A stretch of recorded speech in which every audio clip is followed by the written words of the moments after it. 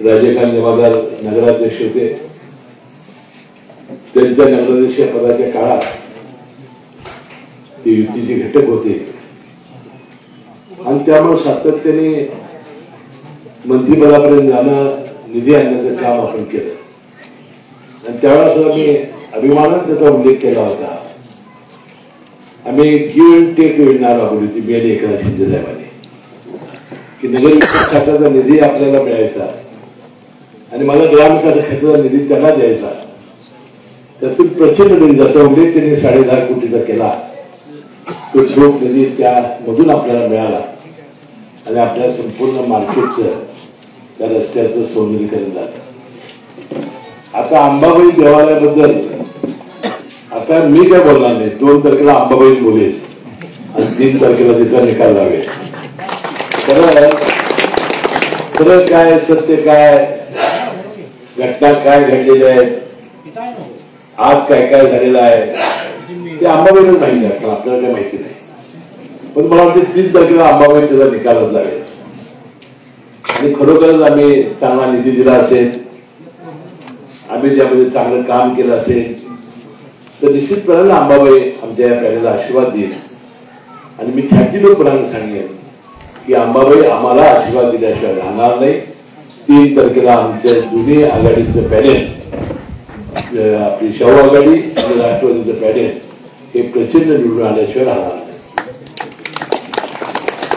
आता निधी बदलच्या भावना राजेखांनी व्यक्त करत असताना एक गोष्ट ते सांगायला विसरले की या 4.5 वर्षामध्ये प्रशासकीय कारकीर्द या नगरपालिकेमध्ये आली. कारण नगरपालिकेच्या सगळ्या राज्यातल्या निवडणुका झाल्या नाही. मुख्याधिकारी हे प्रशासक झाले. पहिल्यांदा मी या विभागाचा आमदार आणि मंत्री असल्यामुळं ही जी नंतरची या 4-4.5 वर्षातली कामं निधी आला, विशेषतः जिल्हा निधी मंडळाचा निधी असेल, आम्हाला राज्यातून मिळणारा निधी असेल, कागल गरीब मुरगुडला लोकसंख्येच्या प्रमाणात देण्याचा प्रयत्न मी केला आणि जी सगळी कामं आपल्याला दिसत आहेत ती या 4.5 वर्षामध्ये हा प्रचंड निधी आणून आपण विकास कामं करण्यामध्ये आपल्याला यश आले. परंतु जी अपेक्षा आमची होती की माझ्या आणि राजेंच्या पूर्णपणाने जर बहुमतात सत्ता जर आली तर आमचं व्हिजन चालू जाईल. आमच्या ज्या योजना आहेत त्याची अंमलबजावणी या ठिकाणी करता येईल. दुर्दैवाला 25-30 वर्षाच्या काळामध्ये एकदा सत्ता त्या बाजूला तर एकदा सत्ता या बाजूला, हस्तक्षेप मोठा, विजय नसलेलं नेतृत्व, विकासाचा दृष्टिकोन नसलेलं नेतृत्व, यामुळे या शहरामध्ये जी चांगली कामं व्हायला पाहिजे. मला सांगा, तुमचं मुरगुडचं घाणपाणी ही सगळी खेडेगावातील लोक पित आहेत. त्याच्या मनामध्ये काय आहे माहितीच मला, किती उद्रेक आहे त्याच्या मनामध्ये. फक्त हे भूमिगत ड्रेनेज व्यवस्था करून आपण एसटीपी प्लॅन करून हे प्रोसेस करून पाणी सोडलं पाहिजे. पण हे काम पहिल्यांदा आपल्या हातात घ्यावं लागेल. तर आपल्याला माहिती आहे की अनेक गावामध्ये आपलं हे सांडपाणी जाते, त्याचा फार मोठा त्रास त्या खेडेगावाच्या लोकांना होतो. मग ते पहिलं काम आपण हातात घेऊ. राजेसाहेबांना मी बोललेलो आहे, कोणत्याही परिस्थितीत अंडरग्राऊंड ड्रेनेज व्यवस्था केल्याशिवाय या मुरगुड शहराचा विकास खऱ्या अर्थानं होणार नाही. त्यामुळे आपले सगळे घटक ते अंडरग्राऊंड होतील, आपल्या निचऱ्याचा प्रश्न मिटेल आणि ते प्रोसेस करून पाणी आपण नदीमध्ये सोडण्याचा प्रयत्न केला तर आजूबाजूचे खेडेगावातील लोक हे खरोखर समान होते. तुम्हाला माहिती आहे की मला माहिती नाही, माझ्याकडे पत्र देतात लोक, साहेब पाण्याला तवंग घ्यायला आलाय. आता इकडे जर मागे कुठला कारखाना नाही, एखादं कारखाना आहे मागं साखर त्याचा तवंग आलाय, तवंग येणार तर तुमचाच देणार. म्हणून आपल्याला हे दुसऱ्या लोकांना आपण जे त्रास होते आपला तो आपण बंद केला पाहिजे. आता ही ड्रेनेज व्यवस्था पूर्ण झाल्यानंतर असं आपलं एकही ठिकाण नाही किंवा चांगल्या रीतीने आपण विकसित केलं. आपण अनेकांचा वारसा सांगतो, ही जी मंडळी आहे ते अनेकांचा वारसा सांगतायत, पण ते काम चांगलं केलंय आणि या शहरामध्ये मी असं काम केलंय हे सांगण्याचं झाडच तिथं नाही. शिवाजी महाराजांचा पुतळा सुद्धा 65 लाख रुपये खर्च करून राजे खान जमादारांच्या नेतृत्वाखाली बांधला गेला. या नगरपालिकेची छोटी मोठी सगळी कामं विकासाची ती चांगल्या पद्धतीने आमच्या निधीमधून झाली. आणि म्हणून जर चांगला दृष्टिकोन नसेल आणि दृष्टिकोन एकच असेल तर विकास कसा होणार. आणि त्याचा उल्लेख राजकीय गावाला केला. या मुरगुड शहराचं स्वर्ग बनवण्याची ताकद आहे माझ्या महाराजांच्या हातात. स्वर्ग बनवू, जी विकासाच्या स्वप्न आहेत आपण पूर्ण करू. आणि विशेषतः आपल्या या शहरामध्ये अजून डीपी प्लॅनला किती वर्ष आहेत मी काही माहिती घेतली नाही, परंतु आपल्या गरीब जी अनेक वर्ष या शहरात जात आहेत त्यांना स्वतःच हाताचं छत नाही. अनेक कुटुंब अशी घरात राहत आहेत की मुलं वाढली त्यांना मुलं वाढली त्यांना मुली वाढल्या, कपड्याच्या पडद्या लावून ते लज्जेचं रक्षण करतायत. अशा लोकांना घरकुल राबवण्याची फार मोठी आवश्यकता आहे. जे दलित समाज आहेत ज्याचा उल्लेख मगाशी अधिकाऱ्यांनी केला त्याला रमाई योजना आहे, तर त्यांना घर पाहिजे, जागा पाहिजे, पण त्याला जागा त्या शहरामध्ये नाही. जी जागा आहे ती 300 स्क्वेअर फीटापेक्षा सुद्धा कमी जागेत राहत आहे आणि आपलं लज्जा रक्षण करतायत. त्यांना जवळजवळ 1000 घरं बांधण्याचा संकल्प मी आणि राज्यांनी केलेला आहे. आणि मला वाटतं प्रधानमंत्री आवास योजना IHSDP यामधून आपण ही घरं घरकुलं बांधणं आणि गरिबांना दिलासा देण्याचा प्रयत्न या माध्यमातून आपण करू. आता विकास तर केलाच पाहिजे, तर विकास कामावर 100% मतं मिळतात यावर माझा विश्वास आहे. या विकास कामाबरोबर समाजातील गोरगरीब माणसांना जे घटक आहेत त्यांना दिलासा देणं, ज्या सरकारच्या योजना आहेत त्याच्या झोपडीवर राबवण्याचं काम यापूर्वी मी करतच होतो, परंतु नंतर राजेंनी स्वतः आघाडी घेतली. जे मी करत ते जास्त व्हायला लागले आणि म्हणून त्यांनी आता ही सगळी आपली यंत्रणा तयार केलेली आहे.